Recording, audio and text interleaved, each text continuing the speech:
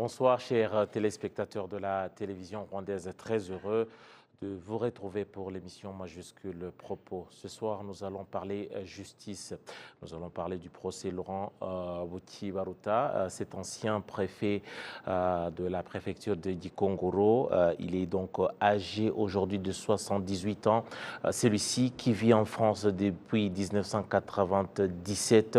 Il a notamment il figure parmi les gens recherchés par le Rwanda depuis plus de 20 ans et aujourd'hui il était en France sous contrôle judiciaire. Celui-ci, il est depuis quelques jours maintenant fait face à la justice puisqu'il est reproché des crimes de génocide, des crimes de complicité de génocide et des crimes contre l'humanité. Tout à l'heure, on va voir qui est exactement cet homme, Laurent Wutibaruta, et surtout comprendre les tenants et les aboutissants de son séjour en France pour autant d'années sans jamais s'inquiéter par rapport à la justice.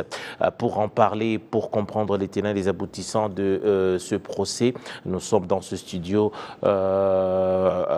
accompagné par le docteur Hélène Dumas. Elle est chercheuse et historienne. Elle a écrit plusieurs ouvrages sur le Rwanda. Elle connaît le Rwanda depuis plus de 20 ans maintenant. Bonsoir, docteur. Bonsoir, Eddy. Voilà. Et c'est avec nous docteur Hélène Dumas. Elle est parmi les gens qui donc ont apporté leur témoignage dans ce procès qui devrait durer pendant plus de 8 semaines, si pas 9 semaines, et c'est à Paris, en France. Tout à l'heure, nous serons rejoints par l'avocat Maître Richard Disagara, qui est avocat à Pontoise à Paris, et c'est en France. Et également, si tout va bien, nous serons rejoints par Jean Damascène Manishimwe, qui est notre confrère, qui s'est déplacé pour suivre de près ce procès pour le compte de RBA. Voilà. Docteur, tout d'abord, on doit d'abord planter le décor et comprendre déjà c'est qui ce Laurent Wutibaruta, parce que on parle de lui comme l'une des têtes en tout cas, notamment au niveau de la préfecture des Gikongoro, qui ont donc été en amont et en aval du génocide des Tutsis, notamment dans cette partie du pays. Vous qui avez parlé à certains témoins et oculaires, des témoins de première main, comme on dit, quelle image se font-ils de ce Laurent ? Il faut peut-être se rappeler qu'un préfet, à l'époque, c'est une autorité extrêmement importante dans la hiérarchie administrative rwandaise et qu'il disposait donc, en tout cas de jure, de droit, de beaucoup de pouvoir dans sa préfecture. Alors il était auparavant préfet de Kibungo jusqu'en 1992, puis ensuite il a été nommé préfet de Gikongoro. Et c'est à ce titre qu'il est aujourd'hui poursuivi devant la justice française, parce que, notamment, lui est reproché au cours de ce procès un certain nombre de crimes, qui sont des scènes de crimes qui seront ensuite examinées dans les semaines à venir par la cour d'assises française, notamment les massacres qui ont eu lieu à Kibeo le 14 et 15 avril 1994, puis Murambi, à l'école technique de Murambi, à Kadoua et dans l'ancienne paroisse de Tianika, tout cela le même jour, voilà. Le 21 avril. Donc, si on doit voir le profil de Laurent, et aussi avant de comprendre également et les témoignages qui sont apportés à son sujet, déjà on comprend que c'est déjà quelqu'un qui était très proche du pouvoir, quelqu'un qui connaissait déjà les rouages du pouvoir, parce que déjà si on doit situer le Rwanda de l'époque, un préfet, c'est quand même un homme important dans l'administration. Bien sûr, c'est un homme important, mais tous les préfets n'ont pas adopté, c'est important de le souligner, n'ont pas adopté tous unanimement la même attitude face au génocide. Il faut rappeler ici le cas tragique du préfet de Boutaré, Jean-Baptiste Abiyarimana, qui a été assassiné avec toute sa famille, et celui du préfet de Kibungo également, Godefroy Luzindana, qui a été également assassiné avec l'ensemble de sa famille le 24 avril 1994. Et puis des cas, on va dire, un peu moins tragiques, comme celui de Fidel Ouizeye, le préfet de Gitarama, qui a tenté, lui aussi, d'endiguer la violence. Donc on ne peut pas avoir une image absolument unanime, même manichéenne. Et d'ailleurs, ce sera aussi l'enjeu de ce procès, de savoir quelle était la marge de manœuvre d'un préfet lors du génocide. Et voilà, donc c'est très important d'avoir une image à la fois très claire sur la hiérarchie de droit, mais également la complexité de ces personnages face au génocide. Voilà, je pense que grâce à la technique, elle va nous permettre de suivre un reportage qui a été tourné par notre confrère Jean-Damascène Manishimé. C'était quelques jours avant son départ pour Paris, là où il est sur place pour suivre ce procès de Laurent Wetjibaruta. C'est donc dans la partie où Laurent a été préfet, justement, la partie dont on parlait, l'ancienne préfecture de Gikongoro. Aujourd'hui, nous sommes dans le district de Nyamagabe. Notre confrère Jean-Damascène Manishimé est allé voir quelques-uns de rescapés du génocide des Tutsis dans cette partie du pays. On revient tout à l'heure. Laurent Wetjibaruta, 78 ans, comparé pour crimes de génocide, complicité de génocide et crimes contre l'humanité. Les faits qui remontent à 1994 pendant le génocide des Tutsis au Rwanda. Ces accusations concernent les massacres des milliers de Tutsis dans différentes localités du district de Nyamagabe, toujours au sud du Rwanda. Les témoignages donnés par les rescapés en particulier montrent que Wetjibaruta a joué un rôle majeur dans les massacres des Tutsis qui s'étaient réfugiés dans divers endroits de l'ancienne préfecture de Gikongoro. Abatutsi rero bamaze kuhungira kuri diocèse ya Gikongoro bitegetswe na préfet Wetjibaruta ko niwe wari umuyobozi wa byose. Sous l'ordre de Laurent Wetjibaruta qui détenait tous les pouvoirs, les Tutsis réfugiés au diocèse de Gikongoro ont été refoulés à Murambi. Et pour tromper la vigilance, les gendarmes ont été mobilisés comme pour les protéger, comme cette colline de Murambi est entourée par les hautes montagnes qui la surplombent. Ils ont trouvé en elle un lieu stratégique qui rendrait facile les tueries et priverait aux victimes toutes les chances de pouvoir s'échapper. Arrivés ici, les autorités ont d'abord coupé tous les tuyaux qui conduisaient l'eau ici à Murambi. Et comme ces Tutsis ne mangeaient pas, c'était une façon de les affaiblir davantage en évitant toute résistance face aux tueurs. L'accusation indique que le suspect a participé à plusieurs réunions de planification de massacres convoquées par Laurent Wetjibaruta lui-même. Il est reproché également à l'ancien préfet d'avoir participé activement au massacre de l'école technique officielle de Murambi, qui était en cours de construction, et où plus de 50 000 Tutsis ont été massacrés à coups de grenades et de tirs après que les civils aient été incités à s'y réfugier et en leur promettant ravitaillement et sécurité. Les débats à la Cour d'assises de Paris s'intéresseront également au rôle et au pouvoir d'un préfet et s'attarderont sur 6 scènes principales de massacre, où l'implication de Laurent Wetjibaruta est évoquée. 28 ans après les faits, les rescapés de Nyamagabe se déclarent soulagés étant donné que depuis des années, avant 1994, les coupables des massacres de Tutsis vivaient dans une impunité totale. Kuba agiye kuburanishwa natwe biradushimisha kuko ubutabera buturenganura bakabona ko yenda tuvuye mu kintu. Nous sommes ravis de sa comparution. La justice va nous être rendue. L'impunité a plané pendant longtemps sur les massacres des Tutsis. Même si l'accusé venait ici, on serait prêt à témoigner contre lui. Par ces actes, nous sommes devenus des veuves. Il y a eu des orphelins, mais nous n'avons pas cédé tout de même au désespoir.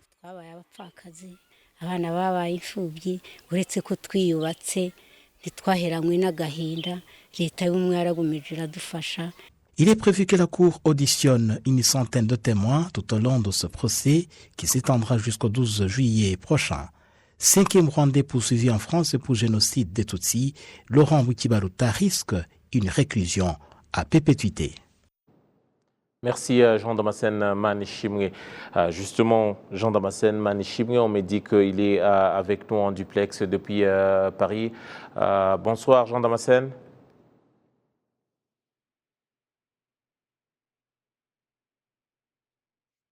Je pense qu'on a un petit problème de son, on l'a en image, mais on a un petit problème de son. Bonsoir Jean-Damascène. Je pense qu'il est donc parti. On a suivi dans cet élément, docteur Hélène, les témoignages des rescapés dans cette partie du pays, ceux-là qui l'ont connu de près. Mais quand même, vous sentez en eux une sorte de désespoir, parce que c'est 28 ans après les faits que seulement Laurent Wikibaruta, quelqu'un que eux ont vu à l'œuvre, entre guillemets, eux, en tout cas, pensent avoir des preuves tangibles pour ce qui est de son rôle. Et vous comprenez qu'ils ne s'imaginent pas que 28 ans peuvent passer et que Laurent soit encore un homme libre qui n'a jamais répondu à la justice pour être innocenté ou pour payer de ses actes. Bien sûr, du point de vue des victimes, depuis 1994 est trop long. Et d'ailleurs, peut-être certaines personnes qui auraient pu témoigner ne peuvent plus le faire aujourd'hui parce qu'elles sont décédées entre-temps. C'est toute la complexité, je crois, de cette justice de compétence universelle et de l'imprescriptibilité de ce type de crime. Il faut savoir qu'il y a, l'année dernière, par exemple, une femme de près de 90 ans a été condamnée en Allemagne pour son rôle pendant la Shoah. Et les grands responsables, Khmer Rouge également, qui ont été jugés extrêmement tardivement. Donc, de ce point de vue-là, si vous voulez, le Rwanda ne fait pas exception, hélas, à ces procès tardifs qui évidemment sont liés à la volonté que les États engagent dans la mise en œuvre de cette justice pénale internationale. Maintenant, docteur, vous, déjà, on sait que le procès, ça fait quelques jours que le procès a débuté, mais vous, vous êtes parmi les personnes qui ont pu témoigner au cours de ce procès. J'aimerais bien qu'on s'intéresse un tout petit peu à votre témoignage. Vous êtes allé non seulement voir des rescapés du génocide, mais vous êtes allé consulter des documents des gens qui ont vécu dans cette partie du pays longtemps avant le génocide, donc eux qui peuvent... Par exemple, on doit citer la sœur allemande, sœur Milgita Kosser, oui, que vous avez souligné ici, elle qui n'a pas voulu quitter le pays en 1994, en pleine horreur, et elle a décidé de rester au Rwanda. Qu'est-ce que vous avez découvert par rapport à son témoignage? Parce qu'elle ne s'est pas contentée que d'assister, mais elle a également écrit. Alors c'est un témoignage absolument extraordinaire que celui de cette sœur, donc des sœurs de Saint-Clément de Münster en Allemagne. Milgita Kosser est arrivée au Rwanda en 1973 et donc elle a constitué juste avant sa mort. 73, on rappelle que 73 c'est également une année capitale dans l'histoire du Rwanda. Des violences très importantes contre les Tutsis. Des milliers de Tutsis ont été massacrés en cette période également. Oui, alors elle ne témoigne pas directement, elle, de cette période, parce que la période d'arriver au Rwanda. Voilà. C'est une période aussi qui coïncide Bien avec, sûr. bien sûr, Oui, les oui. massacres des Tutsis. Mais elle était au Rwanda depuis plus de 20 ans. Et lorsque le génocide débute, elle refuse de partir. Elle sera contrainte de quitter sa paroisse de Kadoua le 15 juin. Mais néanmoins, ce qui est très important dans l'album qu'elle a constitué avant sa mort, c'est que cette femme a eu le courage non seulement de contribuer au sauvetage de centaines de personnes, mais également d'attester le massacre et d'attester son ampleur notamment et l'ampleur du saccage de la paroisse de Kadoua, puisqu'elle a pris des photos dès le lendemain du massacre, et ça fait partie des documents extrêmement rares des documents amateurs, parce qu'il y a eu des photographies de journalistes, mais qui étaient essentiellement à Kigali ou bien dans l'est du pays, mais pour cette région-là, on a très peu de documentation photographique. Et authentique. Ah, bien sûr, et puisqu'on voit même son ombre se dessiner sur les photographies. Et c'est un document d'une très très grande valeur. Et c'est tout à fait par hasard que je travaille aujourd'hui sur l'histoire de Kadoua et que le président de la Cour a demandé à ce que les photos de Sœur Migita qui avait été versée au dossier, soient montrées aux jurés, soient montrées à la Cour de manière générale.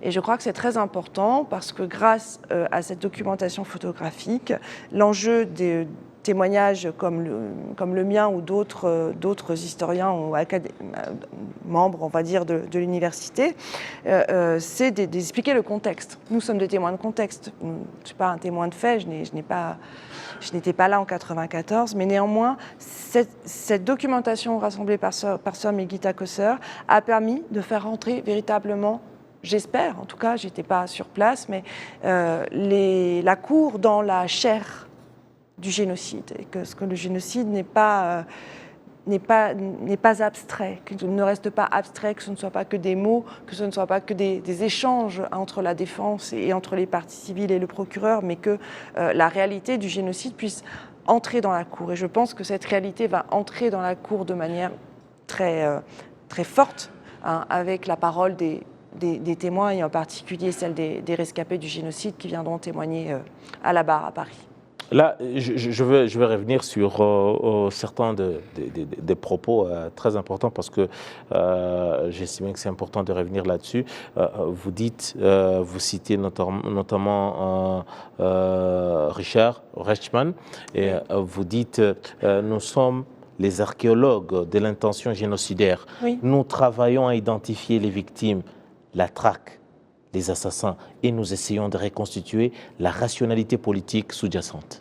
Oui, j'ai essayé d'expliquer grâce à cette très belle expression de mon collègue Richard Reichmann, qui lui est plutôt spécialiste du génocide du Cambodge. Il opère cette comparaison. Par exemple, des archéologues qui vont travailler sur des civilisations très anciennes vont trouver un morceau de céramique, et à partir de ce morceau de céramique vont pouvoir décrire une civilisation, décrire des mœurs, des coutumes. Je crois que quand on travaille sur un génocide, en particulier celui des Tutsis du Rwanda... Un sujet très sensible.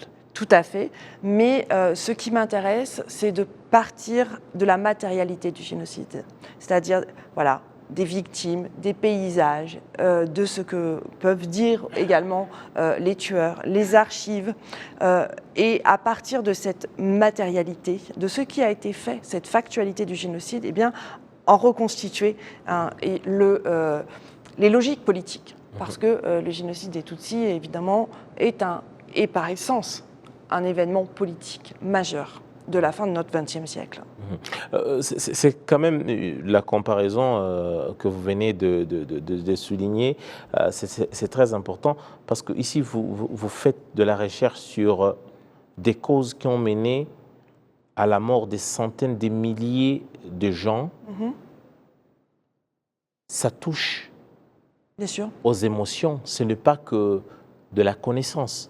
Tout à fait. Et je crois qu'en tant que chercheur, il est inutile de laisser penser que nous ne sommes pas affectés par le sujet sur lequel nous travaillons. Et il me semble pour ma part, que c'est ces affects qui sont mobilisés dans cette recherche, surtout quand cette recherche est faite au plus près de la matérialité du génocide.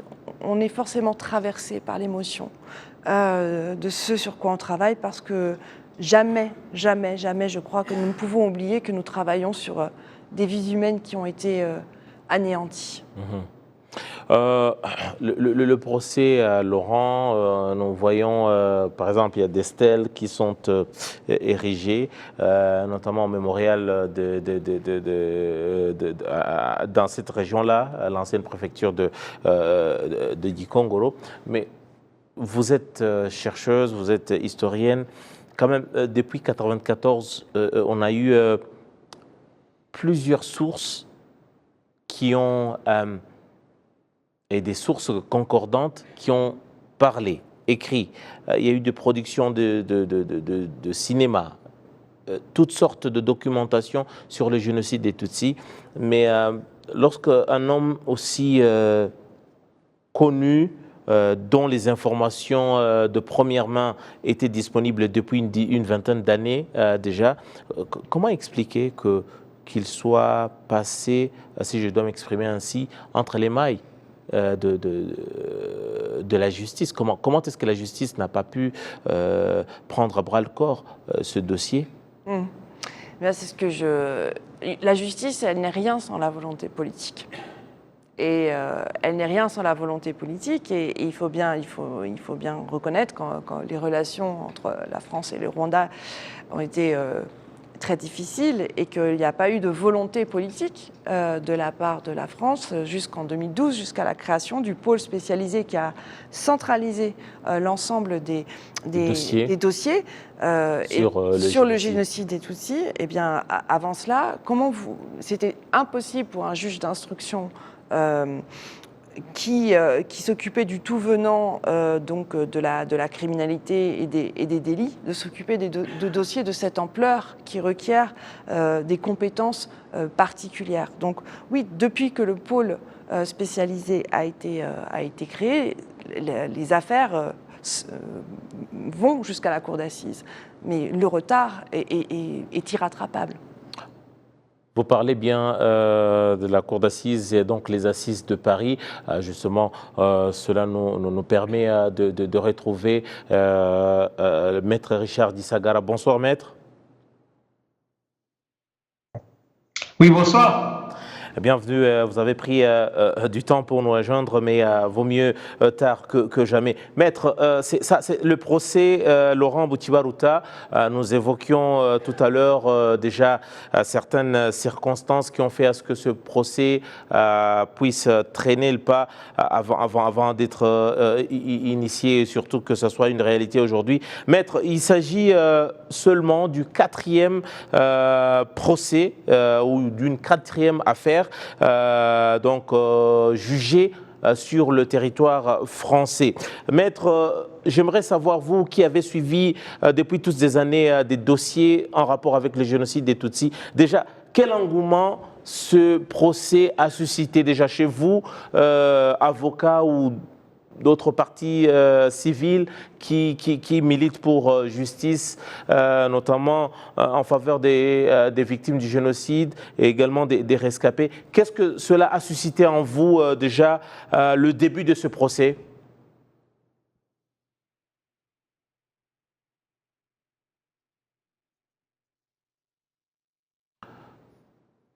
Je pense qu'il y a un petit souci avec la connexion, décidément.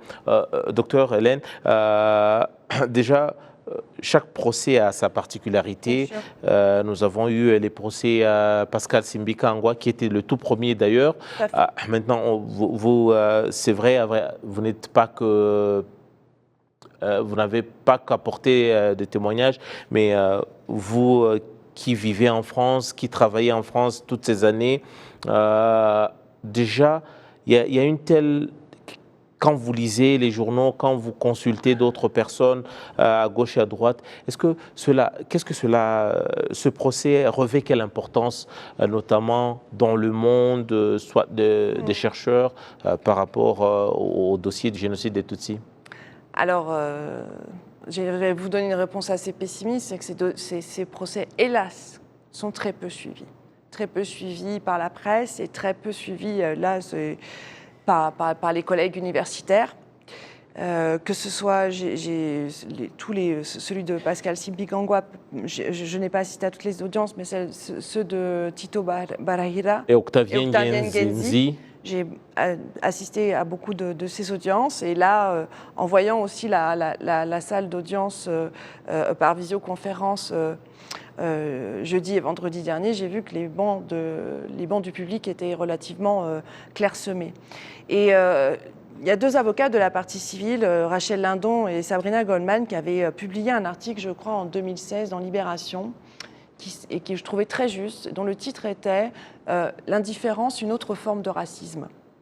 Et elle soulignait précisément le déséquilibre d'intérêt entre eux, d'une part, des procès qui avaient pu concerner la collaboration en France. On pense par exemple au procès Papon ou bien au procès Klaus Barbie à la fin des années 80.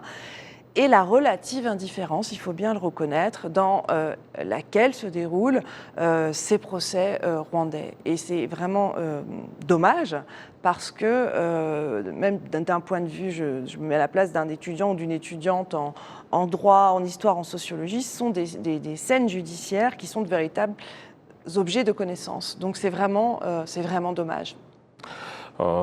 Dommage notamment pour les victimes du génocide, dommage également pour les rescapés du génocide.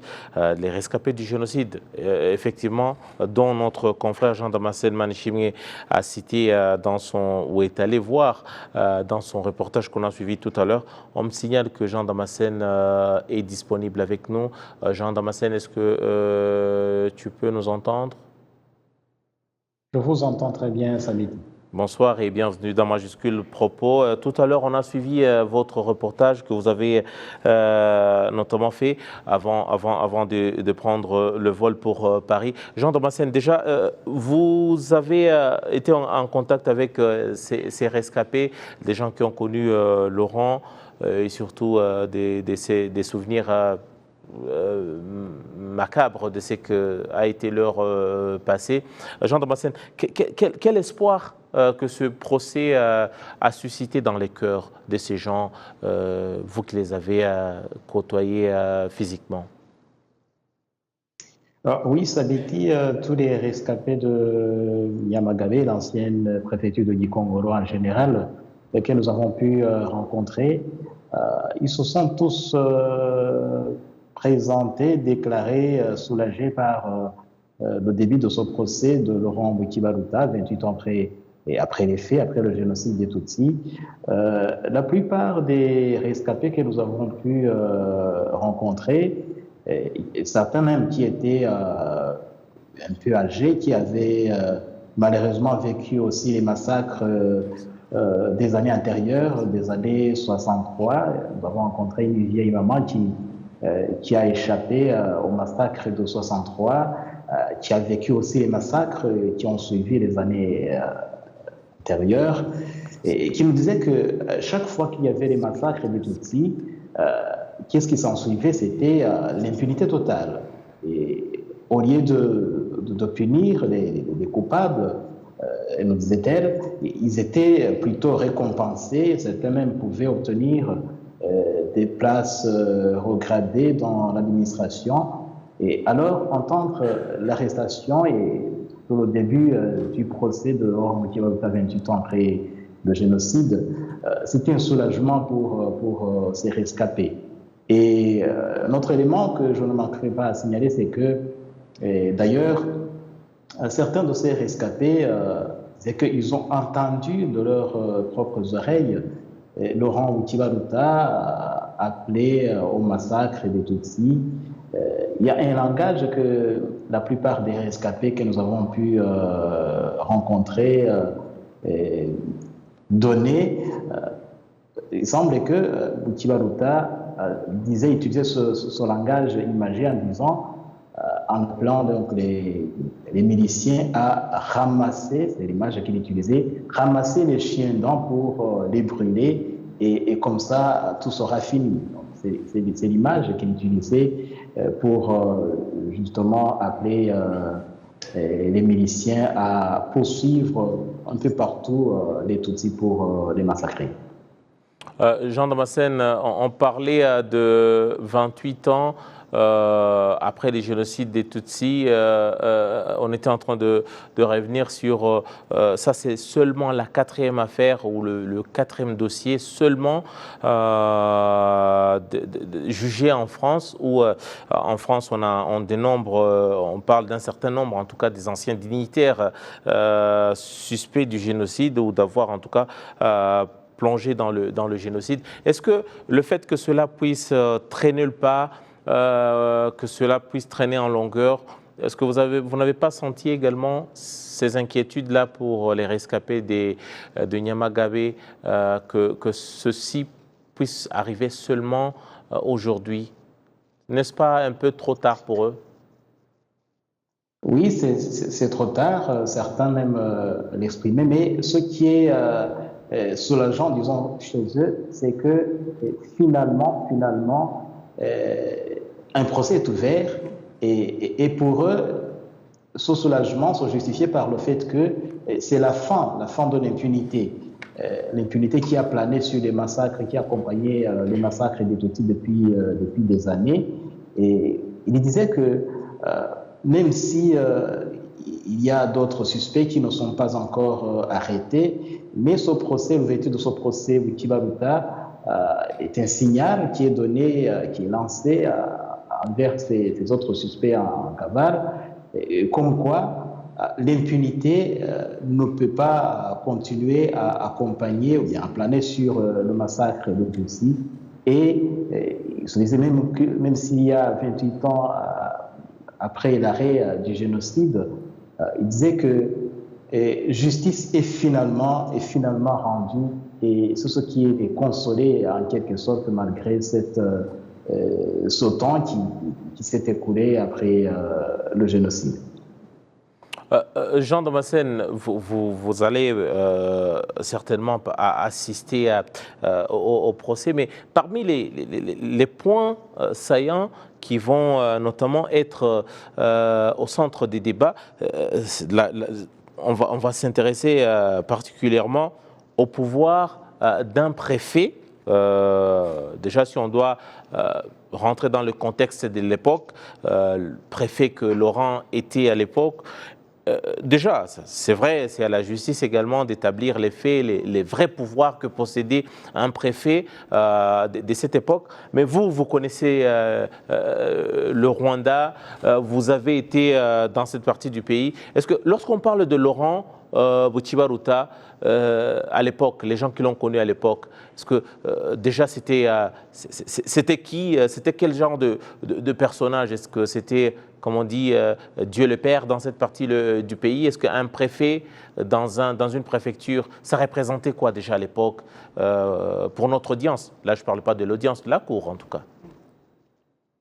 Oui, Samiti, un préfet à l'époque, c'était un regradé dans l'administration, disons, des autorités de base. Si nous regardons la structure administrative rwandaise en 1994, et en fait après le gouvernement, ce sont les préfets qui venaient, qui suivaient, disons. Et si vous prenez cette hiérarchie administrative de la préfecture à la plus haute instance, à la plus petite instance de base qui était la cellule, et même ces responsables des cellules au Rwanda étaient bien respectés. Alors imaginez-vous passer du responsable d'une cellule, vous passez au responsable de secteur, après venez les bourgmestres, et puis les sous-préfets, et puis vous arrivez au préfet. Un préfet, ce n'était pas n'importe qui. C'était une autre personnalité et qui avait vraiment un mot à dire sur tout ce qui se passait sur son territoire, la préfecture. Et les témoignages des rescapés qu'on évoquait tout à l'heure l'ont montré. C'est que quand il y a eu les massacres à grande échelle, comme à Murambi par exemple, où plus de 50 000 Tutsis ont été tués le 21 avril 1994, et il disait qu'il y avait une supervision qui était faite par les autorités, et il mettait justement en première ligne le préfet lui-même, Laurent Wikibaloutta, qui était là, qui faisait la supervision, je reprends les termes de ces rescapés, la supervision des massacres, et les gendarmes qui étaient venus de Dikongoro, qui entouraient cette colline de Murambi, une colline qui est surplombée par d'autres collines, entourée par d'autres collines, et quand les gendarmes encerclaient cette localité, cette colline, c'est que justement aucun Tutsi ne pouvait facilement échapper. Donc un préfet, si vous voulez, ce n'était pas une personnalité ordinaire, c'était un haut gradé qui donnait des ordres à ses sujets, les bourgmestres, les sous-préfets, et il y avait aussi, même s'il était civil, mais il avait aussi un mot à dire. Justement, on parlait de ces gendarmes qui venaient, qui encerclaient Tutsis pour les empêcher de pouvoir échapper aux tueurs. Même les autorités militaires pouvaient aussi suivre ces ordres. Donc, dans la société rwandaise, une personnalité de cet ordre-là n'était pas n'importe qui, c'était quelqu'un qui donnait des ordres qui étaient vraiment entendus. Voilà, docteur Hélène, il y a quelque chose de très important que Jean Damascène vient de citer, le pouvoir d'un préfet à l'époque. Vous êtes en France, vous travaillez en France. L'une des difficultés que la justice française a eues et d'autres systèmes judiciaires autre que le Rwanda, c'était déjà de comprendre le contexte du Rwanda. La compréhension du contexte par les juges, ça a également contribué à tirer les choses en longueur. Et maintenant, nous avons 115 personnes qui vont témoigner au cours de ce procès, y compris vous-même. Donc, j'ai déjà témoigné. Non, oui, y compris vous-même. Donc, certains sur place, dans la cour, d'autres par visioconférence, comme vous l'avez fait vous-même à partir de Kigali. Et maintenant, quand on met en avant la compréhension du contexte et des pouvoirs du préfet ou d'un préfet de l'époque, est-ce que vous pensez que ça sera facile pour un juge français, dans sa compréhension d'abord d'un préfet, au niveau de l'administration en France, de comprendre déjà que cet homme, un homme pareil, une femme pareille peut avoir autant de pouvoir dans une partie donnée?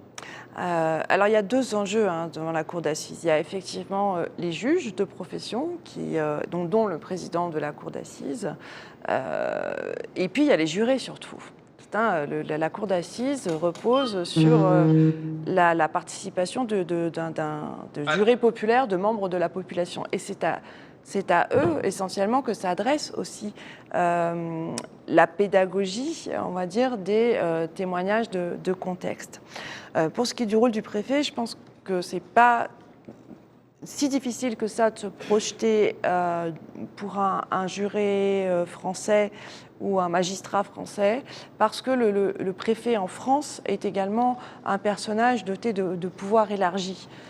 Donc je pense que cette figure d'autorité peut être comprise, ne serait-ce que par analogie, mais voilà, c'est pour ça que les premières semaines de ces procès d'assises en France sont toujours consacrées à l'examen de la personnalité de l'accusé, bien entendu, mais aussi à la mise en place du contexte afin que les jurés en particulier puissent comprendre dans quelle société le génocide s'est déroulé, avec quelle chronologie, avec quel personnage important, et qu'ils puissent saisir la scène générale dans laquelle à laquelle ils vont devoir dans laquelle ils vont devoir se plonger, eh bien correspond. C'est très important, me semble-t-il, qu'ils puissent se projeter dans un autre univers pour comprendre ensuite le dossier particulier.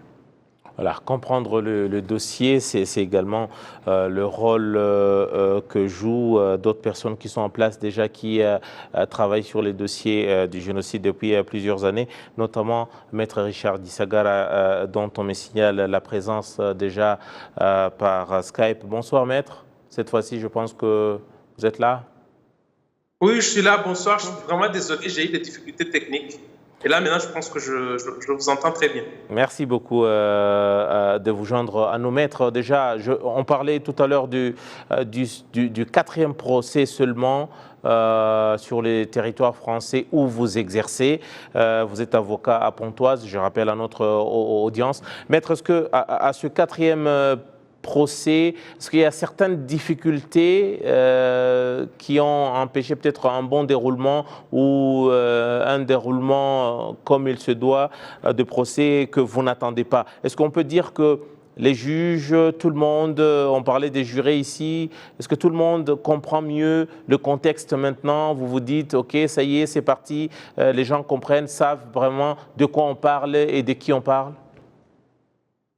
Oui, sincèrement, je pense que ça va de mieux à mieux parce que la justice française, effectivement, c'est au bout, maintenant, c'est la 4e procédure. 5 personnes, c'est la 5e personne qui vient d'être jugée. Jour après jour, nous avons l'impression que la justice française commence à bien comprendre le contexte. J'entendais tout à l'heure Madame Dumas vous parler donc du contexte voilà, qu'il faut expliquer aux jurés, qu'il faut expliquer à la cour. Aujourd'hui, ça devient de plus en plus concret. Je pense que la justice commence à avoir assez d'expérience pour rendre une justice qui est encore meilleure que ce que nous avons eu avant. Et il y a le fait que les juges comprennent mieux, mais il y a aussi des dossiers qui sont mieux travaillés parce qu'aujourd'hui, il y a une meilleure coopération entre les autorités françaises et les autorités rwandaises et les gendarmes qui viennent enquêter. Évidemment, la qualité de leur travail s'en ressent. Et aujourd'hui, on sent effectivement qu'ils comprennent beaucoup mieux et que le dossier qu'ils présentent à la Cour est mieux travaillé que ce qui était avant. Et moi, je pense que ce sont de bons augures. Maître, c'est vrai, nous parlons de la justice ici, mais on ne doit pas faire fi du fait que les relations qui n'étaient pas au beau fixe entre la France et le Rwanda, là nous sommes sur le terrain de la politique, ont eu un impact, ont influencé le bon déroulement sur le terrain de la justice. Est-ce qu'on peut dire que le climat apaisé aujourd'hui va contribuer à faire avancer les choses sur le terrain de la justice? Largement, oui. Enfin, en tout cas, c'est ce que j'espère. J'espère effectivement que ça continue à aller de l'avant. Oui, vous savez, la justice est indépendante, partout, que ce soit en France, que ce soit au Rwanda, mais le politique est joue toujours un rôle. Et quand il y a une volonté politique, d'ailleurs pour la France, vous savez bien que maintenant, le pas qui a été franchi, le fait qu'il y ait une accélération des investigations des dossiers, parce qu'aujourd'hui on parle de deux procès par année, c'est parce qu'il y a une volonté politique en France. Et donc je pense effectivement, si j'ai bien compris votre question, que l'amélioration des relations entre la France et le Rwanda sur le plan diplomatique, sur le plan politique, va effectivement continuer à faire en sorte que la justice aussi s'accélère un peu et va être rendue d'une meilleure façon que ce qui était avant. Ça, effectivement, je pense que c'est la réponse que je peux vous apporter. Et voilà, si les relations vont forcément favoriser le déroulement des procès que nous avons actuellement. Maître, là, c'est peut-être on essaie un peu de planter le décor sur le plan de la justice. Mais maître, maintenant, le dossier Laurent, ça représente quoi et que représente le personnage Laurent déjà par rapport au génocide des Tutsis, maître? On parle des têtes pensantes, nous avons les mains agissantes. C'est vrai, il y a tout un processus. Qui est Laurent et pourquoi son procès est important à vos yeux, maître? Alors, le dossier Laurent Gbouti-Baruta est très important parce que c'est la personnalité la plus haute dans l'administration du régime qui a imaginé, qui a conçu, qui a mis à exécution le génocide, qui est jugé en France. Vous savez que nous avons d'abord eu un militaire qui était à la retraite, Timbi Kangwa, qui a été jugé. Nous avons eu 2 bourgmestres, 2 ex-maires qui ont été jugés. Nous avons eu ce qu'on a voulu présenter comme un homme ordinaire, le chauffeur Mouraïmana, qui a été jugé. Aujourd'hui, nous avons un préfet. Donc, c'est quelqu'un qui occupait une poste très importante dans l'administration. Et donc, c'est quelqu'un qui pourra apporter certaines... Bon, en tout cas, je l'espère, il pourra nous apporter des réponses sur le mécanisme, sur le fonctionnement de la machine qui a mis à exécution le génocide. Bon, je ne sais pas s'il va vouloir coopérer, mais en tout cas, il a les réponses dont la justice a besoin aujourd'hui, des clés de compréhension que cette personnalité qui était un préfet, une personnalité importante de l'administration, qui a mis à exécution le génocide, cette personnalité pourra apporter, non seulement pour son procès, mais pour les autres procès à venir, des éclaircissements sur comment cette machine génocidaire fonctionnait. Donc c'est pour ça que pour moi, c'est vraiment un dossier très très important. Et ce que je peux regretter, c'est effectivement que c'est un procès qui arrive un peu sur le tard. M. Gbouti-Baruta est très âgé. Ça fait plus de 22 ans qu'il est poursuivi. D'ailleurs, la défense en a fait un moyen pour demander la nullité de la procédure. Mais ça, c'est une autre histoire. Donc, le seul regret que je peux avoir, c'est effectivement que ce dossier vient un peu sur le tard avec un homme qui est diminué. Et voilà, c'est le seul regret. Mais sinon, c'est vraiment un dossier très important d'un préfet. J'ai entendu tout à l'heure, parce que j'ai pu vous suivre tout à l'heure sur l'application de RBA, j'ai entendu Madame Dumas vous expliquer qu'effectivement, pour les Français, ils peuvent se projeter puisque un préfet, même en France, c'est une personnalité importante et la justice pourra se projeter. Donc, c'est vraiment une personnalité importante et il jouait un rôle majeur dans la machine génocidaire, dans l'administration qui a mis à exécution le génocide. Et donc, c'est pour ça que je considère que c'est un procès très important. Maître, on parle de 28 ans après le génocide des Tutsis, on parle d'un procès qui vient ou qui arrive tardivement, mais tout de même, on parle d'un homme qui était sous contrôle judiciaire. C'est-à-dire quoi Alors, lorsque M. Gbouti-Baruta a été arrêté, il a d'abord été placé en détention. En détention, c'est-à-dire qu'il a été mis en prison en attendant qu'un juge statue sur l'issue de la procédure pour laquelle il avait été arrêté. Et après, le juge a considéré, pour des raisons différentes, que le maintenir en prison en attendant que son dossier avance n'était pas nécessaire. Et donc, il a décidé de le mettre sous contrôle judiciaire.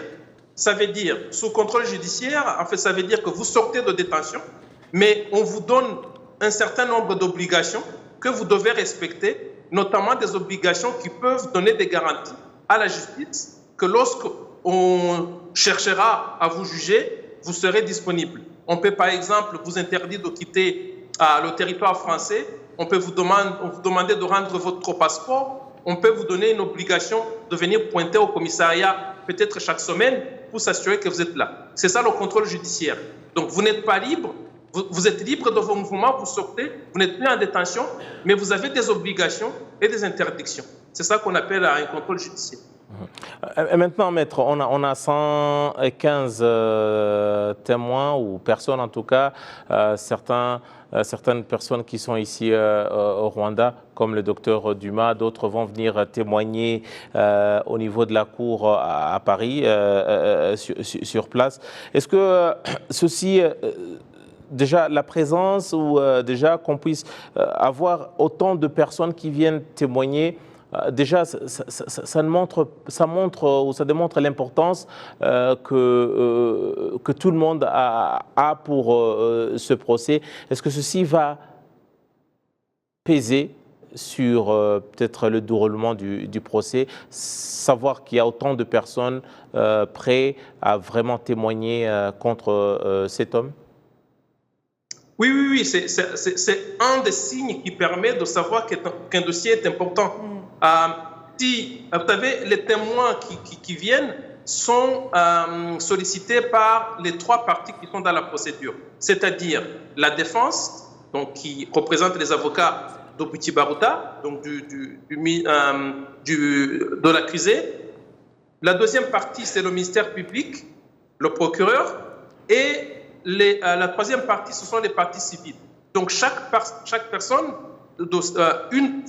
chacune de ces 3 personnes demande à ce qu'il y ait des témoins qui vont être entendus.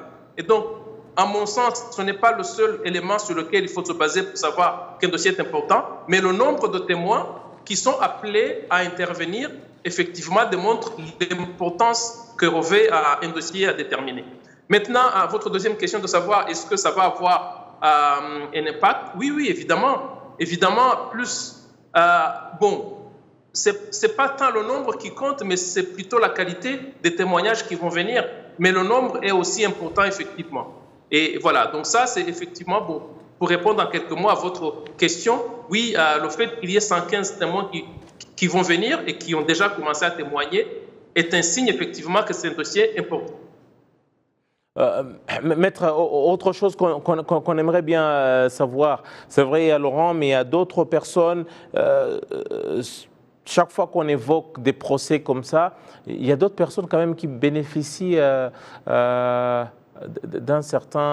d'une certaine relaxation, qui ne s'inquiètent pas finalement, qui sont peut-être moins concernés, qui se sentent moins concernés par des procès. Pourtant, ils ont été au cœur du pouvoir à l'époque, au cœur des grandes décisions, notamment qui sont liées au régime qui a plongé dans le génocide. Oui, ça, vous savez, sont les mystères du parquet. Effectivement, nous, en tant que représentants des parties civiles, nous faisons tout ce que nous pouvons pour que toutes les personnes qui sont, pour lesquelles pèsent des soupçons d'implication dans le génocide puissent répondre de leurs actes. Et puis après, que la justice puisse déterminer s'ils sont coupables ou pas de génocide, de crimes de complicité de génocide. Mais, vous savez, on vient de loin, vous savez, donc là, ça fait 28 ans aujourd'hui. Vous savez que pendant une longue période, la France n'a rien fait. Il commence aujourd'hui, la justice française commence aujourd'hui à s'intéresser à beaucoup de gens. Et donc, nous espérons que ça va aller dans le bon sens. Mais voilà, je ne peux qu'effectivement regretter le fait que toutes les personnes ne sont pas inquiétées, effectivement. Mais je pense, dans la mesure où le crime de génocide est imprescriptible, et je pense qu'effectivement, aussi avec la mobilisation de partis civils, la mobilisation aussi de l'État rwandais, la mobilisation également de la société française qui commence à comprendre aussi que le génocide n'est pas une affaire rwandaise, c'est une affaire internationale. On l'a déjà vu avec la place qui a été dernièrement dédiée à une victime du génocide commis à Bicestero. Et donc, avec toute cette mobilisation, avec cette sensibilisation qui commence à venir, nous espérons qu'on va continuer dans le bon sens et que même les personnes qui ne sont pas inquiétées aujourd'hui pourront un jour ou l'autre effectivement répondre de leurs actes devant la justice. Docteur Hélène, vous vouliez rebondir là-dessus? Oui, je voulais abonder dans le sentiment qu'a exprimé Maître Richard Gisagara, c'est que l'atmosphère n'est plus du tout à l'impunité en France. Et si ce procès, d'ailleurs c'est une rescapée qui le disait tout à l'heure, c'est la fin de l'impunité.